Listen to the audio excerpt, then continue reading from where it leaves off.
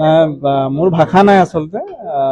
মাননীয় মুখ্যমন্ত্ৰী মহোদয়ে টুইট যোগে অসমবাসী ৰাইজক অৱগত কৰিছে মন্ত্ৰীসভাৰ সম্প্ৰসাৰণ কৰিবলৈ গৈ আছে আৰু 4জন নতুন বিধায়কক তেওঁ মন্ত্ৰীসভাত স্থান দিবলৈ গৈছে। তাত মোৰ নামটোও আছে।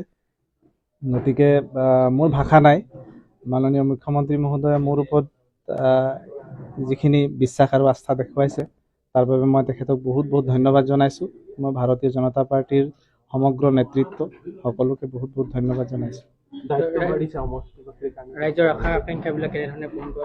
নাই চাওক, এতিয়া মই জাষ্ট টুইটটোহে চাইছোঁ, বাকী কথাখিনি আমি পিছত পাতিম। মই ইমিডিয়েট ৰিয়েকশ্যন ইমানেই দিম, বাকীখিনি পিছত পাতিম আমি। মোৰ ভাষা নাই আচলতে। মাননীয় মুখ্যমন্ত্ৰী মহোদয়ে টুইট যোগে অসমবাসী ৰাইজক অৱগত কৰিছে মন্ত্ৰীসভাৰ সম্প্ৰসাৰণ কৰিবলৈ গৈ আছে আৰু 4জন নতুন বিধায়কক তেওঁ মন্ত্ৰীসভাত স্থান দিবলৈ গৈছে। তাত মোৰ নামটোও আছে।